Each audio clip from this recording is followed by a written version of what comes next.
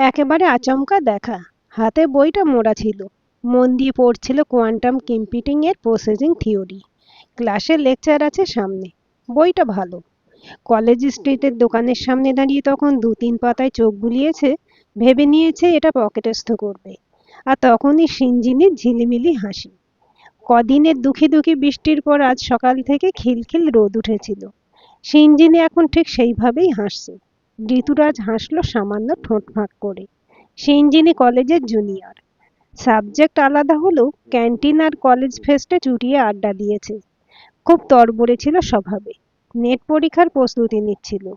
গত বছর বোধহয় পাশ করেছিল, কিন্তু সিএসসির প্যানেলে গোল হয়েছে।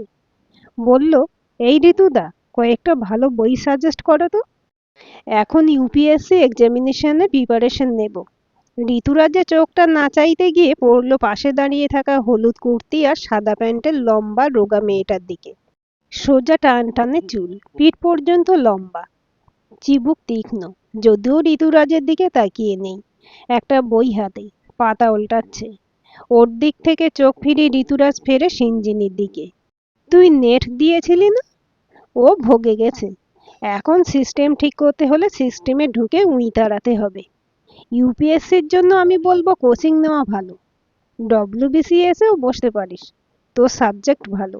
ডব্লিউবিসিএস আর ইউপিএসসি দুটোতেই হিস্ট্রি অপশনাল হিসেবে দারুণ কাজ দেবে। একটু ঘ্যানঘেনে সুরে সিঞ্জিনি বলল, কয়েকটা বই সাজেস্ট করো না। তুমি তো অনেক পরীক্ষা টরীক্ষা দিয়েছো। ঋতুরাজ বারবার মেয়েটির দিকে অন্যমনস্কতায় তাকিয়ে ফেলছিল। সিঞ্জিনি একটু কাছ ঘেঁষে এসে ফিসফিস গলায় বলল, হেব্বি না? পছন্দ? ঋতুরাজ চোখ সরু করে বলল, তুই চিরকালে রাক্ষসী থাকবি বল। সুর করে হুম বলল সিঞ্জিনি। তারপর বলল, মরে তো যাচ্ছ কথা বলার জন্য, তাতে সাহায্য করছি, তাও বড় বড় কথা। ফিলোজফিতে মাস্টার্স, আমারই মতো লটকে লাইন মারবে। তারপর হুট করে সিঞ্জিনি মেয়েটির দিকে ঘুরে বলল, দিব্যাংশী, ওনার বাড়িতে লাইব্রেরি আছে, আমাদেরকে যেতে বলছেন। আসলে ও তো রিসেন্ট কলেজে চাকরিটা পেয়েছে, তাই ভালো স্টাডি মেটেরিয়াল পাবি। যাবি? দিব্যাংশী হাতের বই রেখে বলল, উনি ফিলোজফির প্রফেসর? হেহে হেসে সিঞ্জিনি বলল, না, তবে ফিলোজফি, ফিজিক্স, অ্যানসিয়েন্ট হিস্ট্রি সব রকমের বই রাখে। কি ঋতুদা, রাখো না? সিঞ্জিনি ভুরু নাচিয়ে উত্তর দিতে বলল, হ্যাঁ, একটা ছোট লাইব্রেরি প্রায় হয়ে গেছে ওর বাড়িতে। একটা সময় বিভিন্ন বিষয়ে ইন্টারেস্ট ছিল। বই পড়তে বরাবরই ভালোবাসে। রাতে শোয়ার আগে যে কোনো একটা বিষয়ের ভালো বই সঙ্গে থাকলে আর কিছু লাগে না। এ অভ্যাস ও ঠাকুরমার থেকে পেয়েছে। সে শুধু বই পড়তো না, তার ডায়েরিতে অজস্র নোটও লেখা থাকতো। সেগুলো ঘেঁটে ঋতুরাজ টপিক খুঁজে নেয় গুগলে। তারপর বই নিয়ে এসে পড়ে। বলল, সিঞ্জিনি ভুল কিছু বলেনি। বইয়ের কালেকশন আমার ভালো আছে। তোমরা চাইলে গিয়ে দেখে আসতে পারো। সিঞ্জিনি সঙ্গে সঙ্গে বলল, এই সানডে যাই। দিব্যাংশীর দিকে ফিরে বলল, কি রে, তুই ফ্রি তো? সে কিছুটা অপ্রস্তুত। তাকে প্রস্তুত হওয়ার সুযোগ না দিয়ে সিঞ্জিনি কথা দিয়ে দিল, এই রবিবার ফাইনাল কিন্তু। ওরা চলে গেল। দাঁড়িয়েছিল ঋতুরাজ। দোকানদার বলল, বই নেবেন নাকি দাদা? নতুন কালেকশন আপনার লাইব্রেরিতে আলো করে থাকবে। পকেট থেকে ৫০০ নোট বের করে দিল ঋতুরাজ। আর এক অদ্ভুত আকর্ষণে ক্রমশ তলিয়ে যেতে লাগলো অতলে। দিব্যাংশী একবারও ভালো করে তাকালো না ঋতুরাজের দিকে। ঋতুরাজ দেখেছে, লালচে চুল, চোখা চোখা গড়ন, আলতো গাম্ভীর্য মুখে লেপ্টে, থুতনির একপাশে লাল তিল আছে।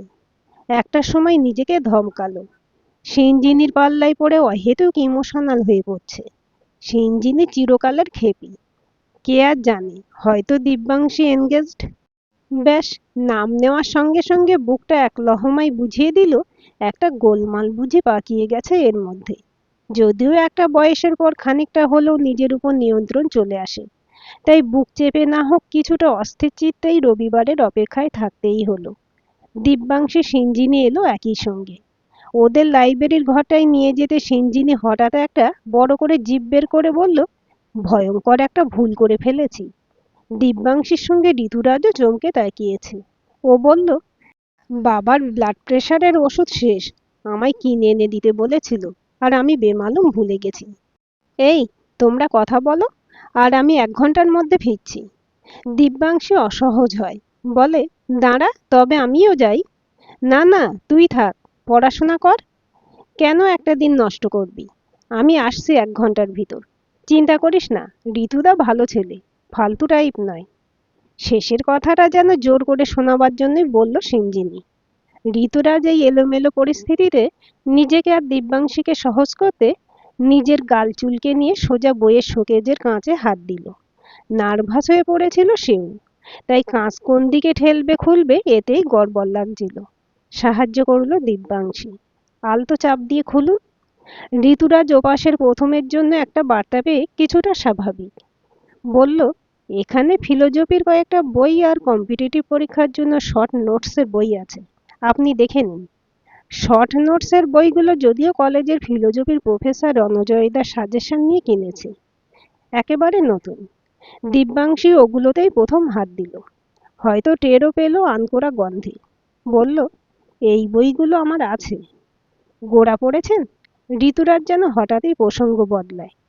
দিব্যাংশী একটু ভেবে বলে, রবীন্দ্রনাথের গোড়ার সঙ্গে ভারতীয় দর্শনের যোগ কি সেভাবে পাওয়া যায়?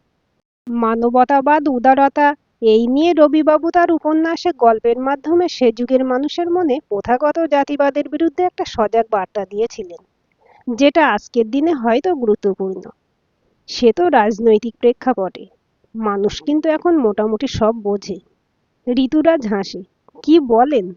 এআই দিয়ে খবর বানিয়ে সোশ্যাল মিডিয়ায় পোস্ট করে মিলিয়ন ভিউজ আসছে। আপনার মনে হয় মানুষ সব বোঝে? কিছু কিছু দল সংবাদ মাধ্যমে টাকা দিয়ে নিউজ তৈরি করছে, সোশ্যাল মিডিয়ায় ইনফ্লুয়েন্সারদের কিনে ভুয়ো খবর তৈরি করছে। আপনার কি মনে হয় খুব কম জ্ঞান যাদের, যেটা সংখ্যায় বেশি, তারা ঠিক ভুল বুঝে যাচ্ছে? কানের পাশে চুল গুঁজে দিব্যাংশী হাসে।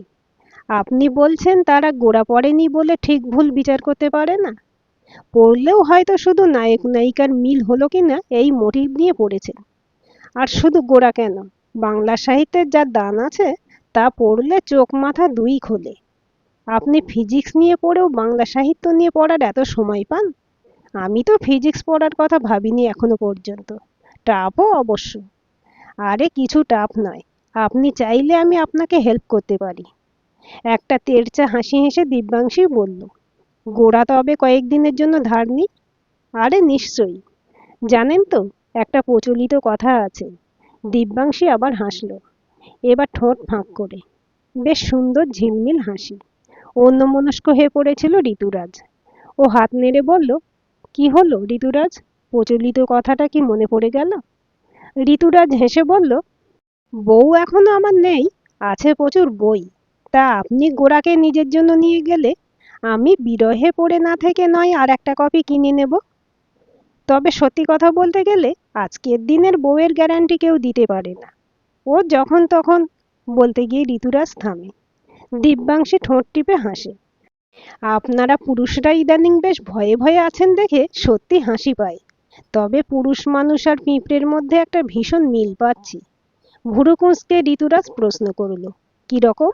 ওদের মধ্যে ফেরোমন নামের একটা হরমোন থাকে, যার জেরে ওরা একে অপরের মাঝে খুব ভালো কমিউনিকেশন করতে পারে। আপনাদের এই বৃহত্তর পুরুষ সমষ্টি এখন সেই অনুকরণে দলবদ্ধ হয়ে ওই 4টে কেস দেখে একেবারে হিমশিম খেয়ে মেয়েদের বিরুদ্ধে নানা রকম ফতোয়া জারি করে বসলেন। কেউ কেউ তো মেয়েদের লেখাপড়া শেখানোটাই ভুল এই নিয়ে পোস্ট করছে। সবাই মোটেই এরকম নয়। ঋতুরাজ ক্ষুণ্ণ হলো। দিব্যাংশী বলল, ভাগ্যিস হয় না। আর এই প্রথম চেয়ে রইল ওর দিকে, চোখে চোখ রেখে।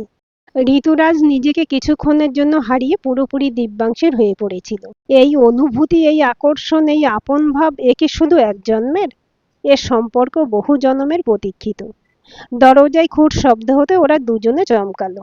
সিঞ্জিনী দাঁড়িয়ে, হয়েছে? দিব্যাংশী বলল, আমার না তোর? ও কিছুটা তোতলে বলল, ওই দুজনেরই আর কি। ওরা চলে যাচ্ছিল। ঋতুরাজ বলল, দিব্যাংশী, এই স্যাটারডে ফ্রি আছো? দিব্যাংশী ফিরে তাকিয়েছে মাত্র।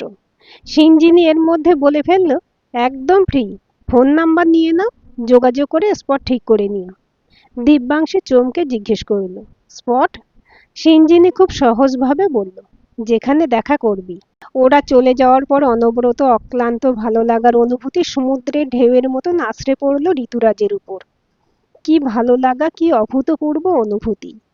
প্রেমে পড়ার অনুভূতি যদি এতটাই মাতাল করার মতো হয়, তবে লোকে নেশা করে কেন? প্রেম করলেই তো পারে। হোয়াটসঅ্যাপ বার্তা চালাচালি অবশ্য জারি রইল। শনিবার দেখা করার কথাও সব ঠিক। ঋতুরাজের স্থিতিশীল কর্মজীবন, বাড়িতে বিয়ের কথা বলছে। কিছুটা সময় ওর নিশ্চয়ই দেবে, যাতে দিব্যাংশী নিজেকে দাঁড় করিয়ে নিতে পারে। সরকারি না হলেও বেসরকারি কলেজে চাকরির চেষ্টা করবে। ঋতুরাজ যতটা পারবে সাহায্য করবে। কিন্তু এই শনিবার অফিসিয়াল একটা প্রপোজ করবে কি? ভাবা মাত্র মনে হলো বড্ড বেশি তাড়াতাড়ি হয়ে যাবে। সম্পর্ক নয় আরেকটু মজুক, ধীরে সুস্থে এগোনোই যাক না। কিন্তু মানুষ যখন ধীরে সুস্থে নিজের জীবন পরিকল্পনা করে, তখন আড়ালে বসে দিব্যশক্তি বোধহয় হাসে। সেভাবেই ভেস্তে গেল ঋতুরাজের শুধু শনিবারের প্ল্যান নয়, প্রায় পুরো জীবনের পরিকল্পনা। রাতে যখন শোয়া তোড়জোড় করছে, তখন মা এলো ঘরে। বিছানায় বসে শিবানী বললেন, ঋতু, এই শনিবার কোনো কাজ রাখবি না কিন্তু বাবা। ঋতুরাজ অস্বস্তিতে বলল, কেন? ও ইন্দ্রিলা আসছে ইন্দোর থেকে। ওকে পিক করতে যাবি হাওড়া। ওখান থেকে গাড়ি বুক করে সোজা এখানে নিয়ে আসবি। ঋতুরাজ বিছানায় ধীরে ধীরে উঠে বসলো। মা, প্লিজ, বাবাকে পাঠিয়ে দাও। কি বলছিস কি? তোর বাবার বয়স হয়েছে, ওই ভিড়ভাড়ে গাড়ি বুক করে আসতে পারে? আমি গাড়ির ব্যবস্থা করে দেব, বাবাকে কিচ্ছু করতে হবে না। মা বিরক্ত হলো, গম্ভীর মুখ করে বলল, ঐন্দ্রিলার সঙ্গে আমি তোর বিয়ে ফাইনাল করেছি বাবু, এখন এরকম ঝামেলা করছিস কেন? একরকম আঁতকে ওঠে ঋতুরাজ। তুমি কি পাগল? আমায় একবার জিজ্ঞেস করবে তো। একদম বাজে কথা বলবি না ঋতু।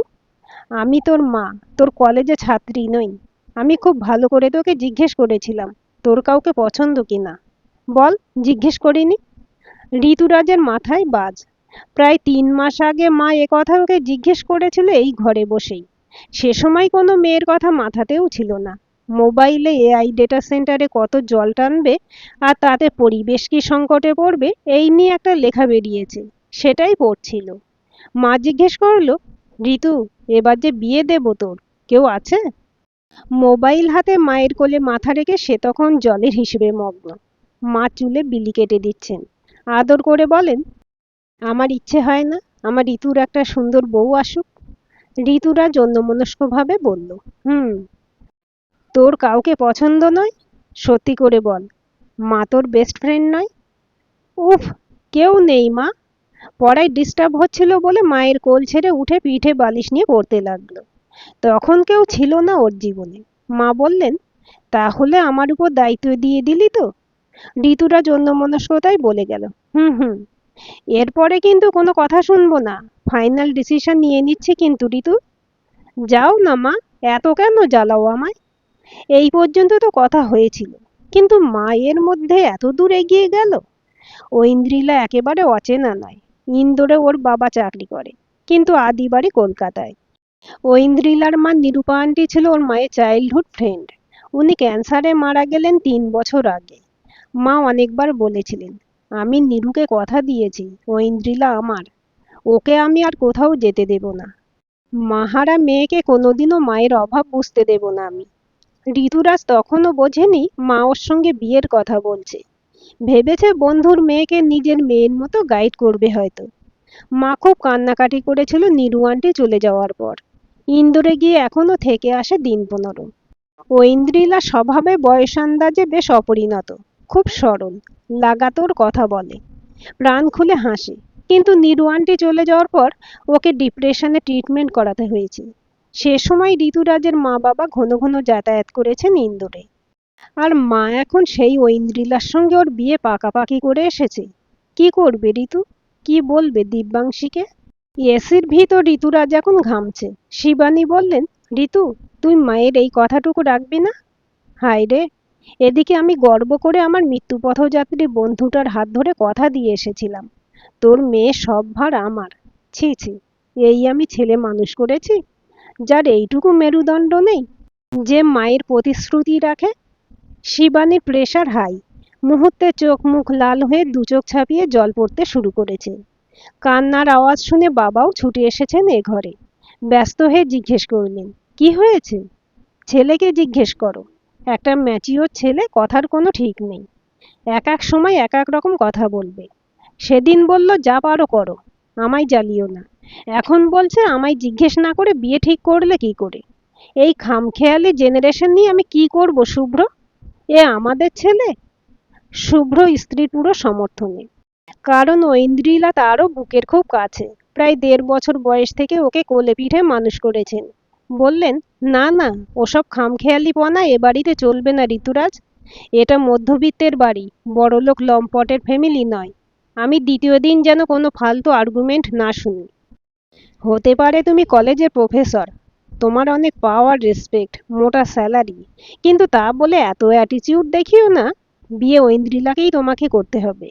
অন্য কাউকে কিন্তু আমি এ বাড়িতে ঢুকতে দেব না। শিবানী যা বলছে সেটাই ফাইনাল। মনে রেখো ঋতু, আমরা মডার্ন হলেও নিজেদের ঐতিহ্যের জলাঞ্জলি দিয়ে তোমাদের ভাষায় ছাপড়ি কালচারে ভাসতে পারবো না। মা বাবা বিরুদ্ধ হওয়ার দাপটে প্রতিরোধে নিজেদের ঝাঁঝ উগড়ে চলে গেলেন। সঙ্গে মাথায় বুকে পাহাড় প্রমাণ পাথরে চাপ বসিয়ে গেলেন ঋতুরাজের। মা ৩ মাস আগে যদি জিজ্ঞেস করতো কাকে ওর জন্য ঠিক করেছে, আর তখন যদি মা ঐন্দ্রিলার নাম নিত, ঋতুরাজ কি অরাজি হতো? হয়তো না, কারণ তখনও তো জীবনে দিব্যাংসী আসেনি। কিন্তু আজ পর্যন্ত বহুবার দেখেছে ঐন্দ্রিলাকে।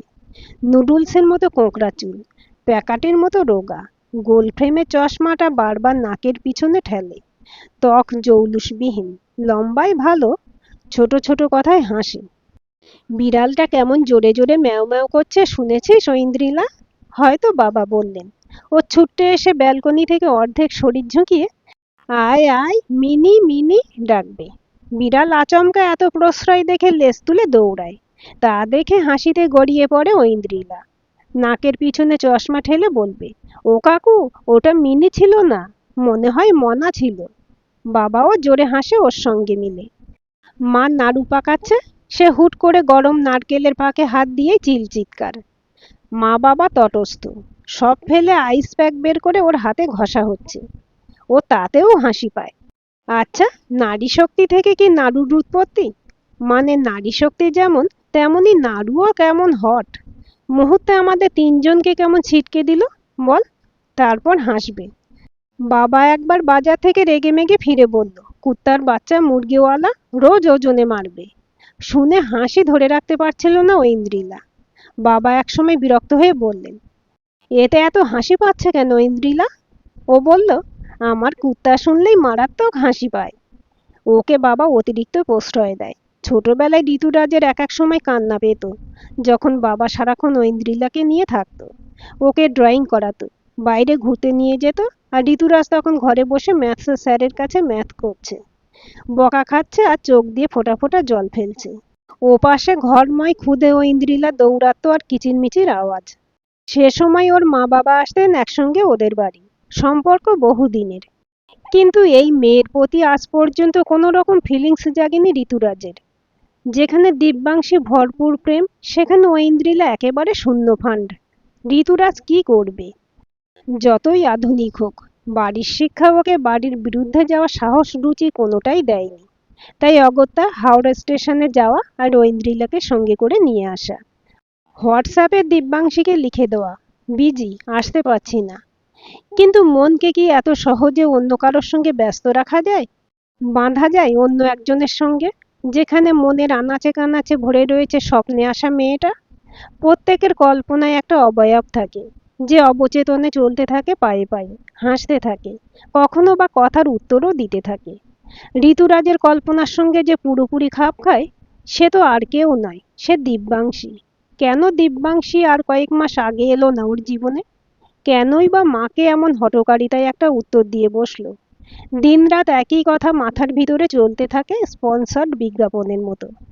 এক এক সময় হুঁশ আসে ঐন্দ্রিলার কথায়।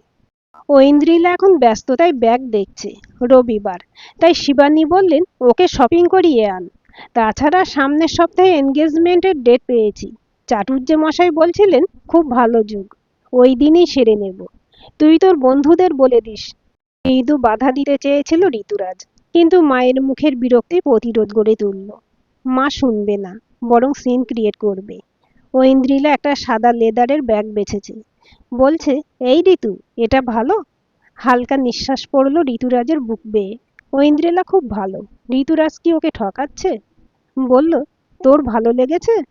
ও চোখ গোল গোল করে বলল, আবার তুই? তোমায় না শিবু আন্টি তুমি বলতে বলে দিল? সময় লাগবে, সবকিছু কি অত সহজ? তা নয়। ঐন্দ্রিলা ব্যাগের চেন টেনে খাপগুলো দেখছে। আচ্ছা, এই ব্যাগের খাপের মতো মানুষের মনের ভিতর এরকম আলাদা আলাদা খাপ থাকে? ঋতুরাজ ওর কথার গুরুত্ব দেয় না। পছন্দ হলে নিয়ে নাও বলে হাঁটা ধরে। ব্যাগ ওখানেই রেখে ওর সঙ্গে হাঁটতে থাকে ঐন্দ্রিলা। বলতে থাকে, এক খাপে গার্লফ্রেন্ড, এক খাপে ওয়াইফ, আর এক খাপে ক্রাশ, আর এক খাপে ফার্স্ট লাভ। তারপর খিলখিল হাসিতে গড়ায়। ঋতুরাজ বলে, লেডিস পার্সে অনেক খাপ থাকে, তাই এটাকে রিভার্স করে বল, ছেলেদের ওয়ালেটে অত খাপ থাকে না। থাকে মশাই, থাকে। একটা ডার্ক চকলেট রঙের ওয়ালেট ঐন্দ্রিলা ওর মুখের সামনে ধরলো। এটা তোমার। আর দেখো কতগুলো খাপ আছে। এটা কখন নিলে? দু হাতে চেটো খুলে মুখের দুপাশে ধরলো ঐন্দ্রিলা। হাসি মুখে বলল, ম্যাজিক। ম্যাজিকের মতোই বদলে যাচ্ছিল সবকিছু। বাবা মা আর ঐন্দ্রিলার বাবা তিনজন বহু পুরনো বন্ধু। ওরা একসঙ্গে হয়ে আনন্দে ভাসছে। ডেকোরেটর এসে সারা ফ্ল্যাট আলো দিয়ে মুড়েছে। দুই একটা করে আত্মীয় আসতেও শুরু করেছে ফ্ল্যাটে। ঐন্দ্রিলার বাবা চেহারা গোলগাল, মাথার মাঝে গোলাকার টাক, জুলপির পাশে সাদা চুল। বয়স ৫৯। বিপিন চৌধুরী পেশায় ইঞ্জিনিয়ার, কয়েক মাস বাদে রিটায়ার করবেন। এক মেয়ে, তাই হাত খুলে খরচা করছেন। শিবানী বললেন, বিপিনদা বলল বলে ফ্ল্যাট সাজালাম, নইলে বিয়ের দিনই সাজাতাম। এনগেজমেন্ট তো ভাড়া বাড়িতে করব। হোক না শিবু, তোদের নীরু চলে যাওয়ার পর এই তো মন খুলে আনন্দ করব, করি না? শুভ্র হাত চেপে ধরলেন বিপিনের। পাস্ট ইজ পাস্ট বন্ধু, এখন আমাদের শুধু আনন্দ করার দিন। ঋতুরাজের বুক কেঁপে যায়। আর কোনো পথ নেই। এই সুখের হাটে নিজের গহীনে ডুবে থাকা মূল্যবান রত্নটিকে পেশাদার সওদাগরের মতো পেশ করে এদের আলোকোজ্জ্বল পরিবেশে আচমকা অন্ধকার আনে কি করে? এখন যদি বলে, আমি আমার স্বপ্নের মানুষটাকে খুঁজে পেয়েছি, তোমরা আমায় ভুল মানুষের সঙ্গে বাঁধছ, তবে কি অটুট থাকবে এদের ঠোঁটের হাসি? যদি বিপিন কাকু সহ্য করতে না পারে, কিংবা মা? ঋতুরাজ ঘামতে থাকে। তাই ঘটা করে হয়েও গেল আংটি বদল। শিবানী সারাক্ষণ ঐন্দ্রিলার চুল ওর মেকআপ ড্রেস নিয়ে ব্যস্ত রইলেন, যেমন মায়েরা এ সমস্ত অনুষ্ঠানে মেয়েদের জন্য করে। ঐন্দ্রিলা প্রতি কথায় শিবানী ছাড়া কিছুই বোঝে না, সব জিজ্ঞেস করে করছে। এতে এক এক সময় ধমকও খাচ্ছে শিবানীর কাছে। মুহূর্তে শিবানী ওর কালো হয়ে আসা মুখটা দেখে কপালে চুমু খেয়ে আদর করে নিচ্ছেন। সবাই খুশি। বিনা আনন্দেই পসরার ভাগীদার শুধু ঋতুরাজ। এনগেজমেন্টের ধকলের পর যখন বাড়ি একটু পাতলা, তখন ওদের লাইব্রেরির মেঝেতে বসেছিল ঋতুরাজ। আচমকা ওর পাশে গা ঘেঁষে বসলো ঐন্দ্রিলা। ফিস ফিস করে বলল, কই, তুমি তো আমার সঙ্গে একটু রোমান্টিক হলে না? প্রফেসররা বুঝি এমন বোরিং হয়?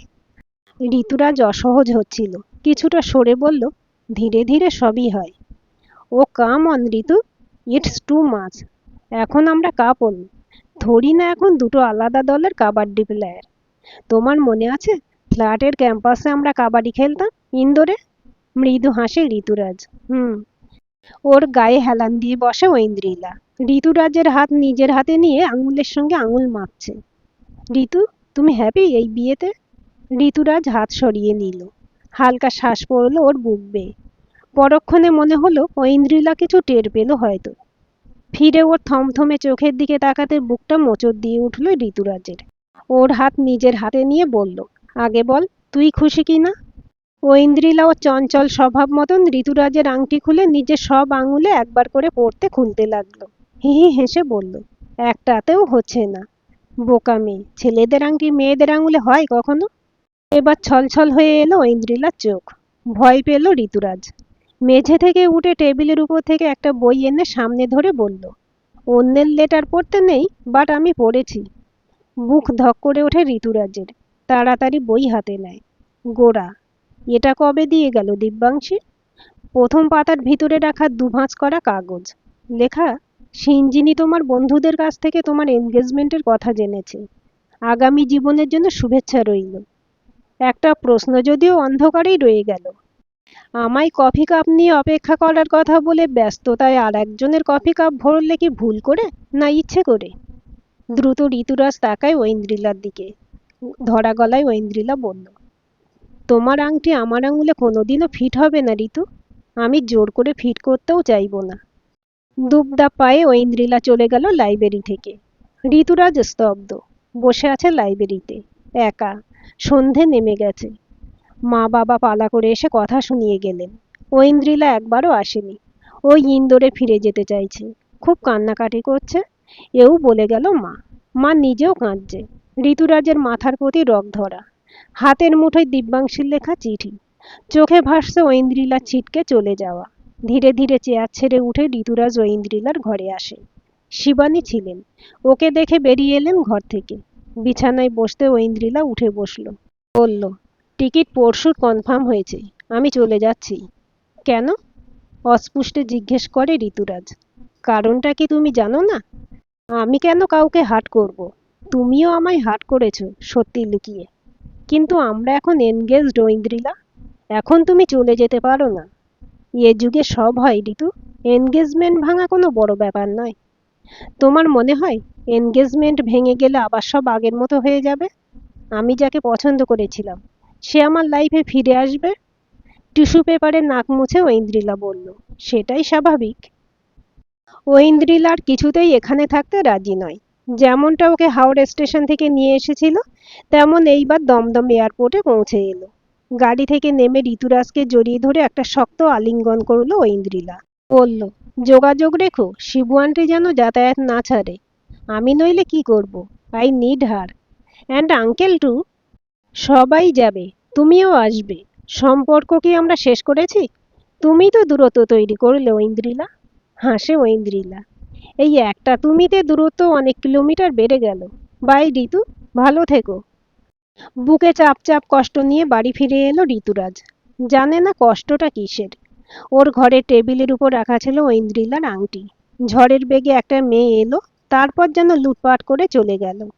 বাড়ির প্রতিটা জিনিসে ওর ছোঁয়া। বাড়ির মানুষগুলোর মুখে ওকে হারিয়ে ফেলা শূন্যতা। শিবানী ঘরে এলেন দীর্ঘশ্বাস ফেলে। ভুরু কুঁচকে বললেন, যাকে পছন্দ তাকেই এনো তাহলে। বিয়ের সব যখন ঠিকঠাক তখন শুধু শুধু আর। কথা অসম্পূর্ণ রেখে চলে গেলেন উনি। কিন্তু ঋতুরাজ, এখনো কি ইচ্ছে হয় দিব্যাংশীর ফোনে কল করতে? মন কি চায় বলতে, আমি এখন তোমার? বলা কি যায়? সেদিনের অপূর্ণ কফি কাপে কফি ঢালতে আর একটা দিন বাঁচলে কেমন হয়? না, আর বলা যায় না। সব কিছুরই একটা এক্সপায়ারি ডেট থাকে। এখানে সে তারিখের মেয়াদ ফুরিয়ে গেছে। কিন্তু শিবানী চুপ থাকলেন না। আবারও আর একদিন একই কথা বলে যান। মেয়েটিকে একবার ডাকা হোক তাহলে। সমাজ জ্ঞাতি বলেও তো একটা ব্যাপার আছে। তাদের কাছে মুখ তো দেখাতে হবে। অন্তরের এত প্রতিরোধ সত্ত্বেও বাইরের বারে বারে প্রহারে যে কেউ ভেঙে পড়ে একটা সময় পর। তাই হাতে ফোন নিয়ে দিব্যাংশীকে কল করে দিল ঋতুরাজ। ওপাশে ফোন ধরতে একেবারে এক নিঃশ্বাসে বলল, Divyanshi, I am sorry. I am extremely sorry. আমি তোমায় হার্ট করতে চাইনি। আমার তোমাকে ভালো লেগেছিল। এটা আমার ট্রু ফিলিংস। আমি কনফেস করছি যে আমার তোমায় খুব ভালো লেগেছিল। তা তো অন্যায় কিচ্ছু নয়, বলো? আমার এনগেজমেন্ট ভেঙে গেছে। আমি খুশি, কারণ আমি আরেকজনকে ঠকাতে চাইনি। কিন্তু তার মানে এই নয় যে আমি তোমার কাছে ফিরে আসার সুযোগ খুঁজছি। ঐন্দ্রিলাকে আমি চিরকাল ইম্যাচিওর ভাবতাম, কিন্তু ওই আমায় ম্যাচিউরিটি শিখিয়ে দিয়ে গেল। ও ভাবলো আমায় হারিয়ে দিয়ে গেল। কিন্তু ও জানে না আমি ওকে এভাবে জিততে দেব না। দিব্যাংশী, তুমি শুনছো তো? ওপাশ থেকে বলল, ঋতু, আমি ঐন্দ্রিলা। বুক ছ্যাঁত করে উঠল মুহূর্তে। মোবাইল স্ক্রিনে চোখ সামনে নিয়ে দেখে ঐন্দ্রিলা। দিব্যাংশীকে নয়, ফোন করেছে ঐন্দ্রিলাকে। ধীরে ফোন কানে তোলে ঋতুরাজ। ওপাশে নিঃশ্বাসের শব্দ। কবে এমন করে ভালোবেসে ফেললে আমায় ঋতু? জিজ্ঞেস করে ঐন্দ্রিলা। ঋতুরাজের দু চোখের জল, গলা ধরে আসছে। এরকম কখনো হয়নি এর আগে। ঋতুরাজের এখনো কি নিজেকে চেনা বাকি রয়ে গেল? ঐন্দ্রিলা বলল ফিসফিসে গলায়। ওপাশে ধরা গলায় বলছে, আংটিটা আমার বুড়ো আঙুলে একবার ট্রাই করা বাকি রয়ে গিয়েছিল। আই এম শিওর নিশ্চয়ই হতো। এবার হেসে ফেলে ঋতুরাজ। বলল, ট্রাই করতে গেলে যে আংটি আঙুলে গলাতে হবে। বলো কবে নিতে যাব? ঐন্দ্রিলা বলল। এবার একেবারে বরযাত্রী নিয়ে এসো। ফোন রেখে বসে আছে অনেকক্ষণ। মনের খিড়কিগুলো দিয়ে অনবরত আনাগোনা করে চলেছে ঐন্দ্রিলা। ঝর্ণার জলের মতো সারা শরীর সিক্ত করে দিল মেয়েটা। ঋতুরাজের জলবায়ুতে এখন একটাই ঋতু বিরাজিত। নিজের অদ্ভুত লাগে। ও কবে হয়ে গেল ঐন্দ্রিলার? এতক্ষণে রিমা বিশ্বাসের লেখা নিশ্চুপে গল্পটি শুনলেন। গল্পটি কেমন লাগলো কমেন্ট করে জানাবেন। ভালো লাগলে লাইক, শেয়ার এবং সাবস্ক্রাইব করবেন। আর অবশ্যই বেল আইকনটি ক্লিক করে রাখবেন।